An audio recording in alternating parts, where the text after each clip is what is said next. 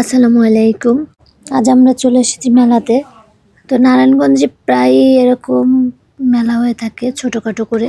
যেহেতু এটা একটা গার্মেন্টস এলাকা, সেহেতু এখানে ঘনবসতি একটু বেশি হয়ে থাকে।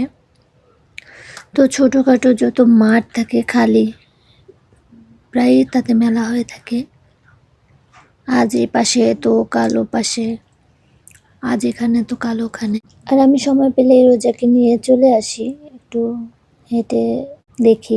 তো এটা একেবারেই আমার ঘরের খুব মানে আমার বাসার খুব কাছে, 2-3 মিনিট সময় লাগে। তো আজ রোজা ও আমার পাশের বাসার আপাকে নিয়ে চলে এসেছি।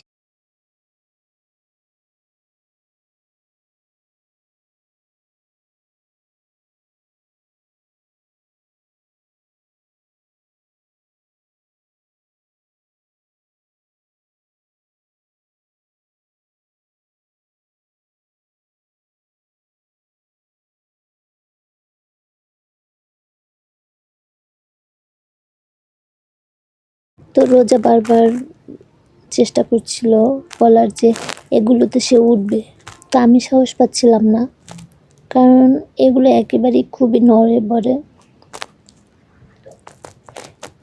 কারণ এগুলো খুবই নড়বড়ে। ও উঠলে ওর পাশে একজনকে থাকতে হবে, যে তোর বাবা নেই, সে তো এখানে আমি ওকে নিয়ে ভিতরে ঢুকতে পারছিলাম না। ওর বাবা থাকলে হয়তো সে গিয়ে ওর পাশে দাঁড়াতো। রোজার বাবা যেহেতু অফিসেই থাকে, 8টার পরে আসে, তো আমরা প্রায় এরকম আমি হাঁটাহাঁটি করি। তো আজকে আমার পাশের বাসার আপু আসছে আমাদের সাথে, ওরা এসে একবার গেছে, তো আমরা আসছি দেখে আমি বললাম যে তাইলে চলেন আবার যাই। তো আপু বললো তাহলে চলেন, কি আর করবো বাসা বসে, আপনার সাথে রোজার সাথে একটু ঘুরে আসি, স্মৃতি হয়ে থাকবে আর কি। তা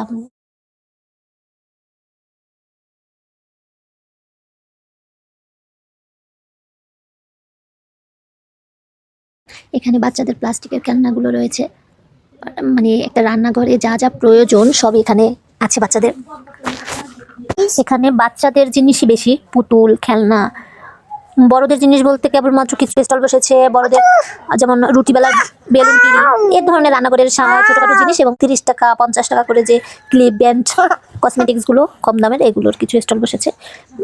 এই দোকানগুলো মূলত দেয়াই হয় বাচ্চাদের খেলনা কম দামের জিনিসপত্র দিয়ে। তবে একটা জিনিস মনে করি আমি, যে এগুলোর কারণে একটু মানে যারা ঘরে বন্দি থাকে তাদেরও একটু নামা হয়, একটু বিনোদন হয় আর কি, আনন্দ করা হয়, ঘোরা হয়। আমরা যাই মাঝে মধ্যে এরকম কাছাকাছি এরকম যেহেতু হয়, আমি রোজাকে নিয়ে প্রায় যাওয়া হয়।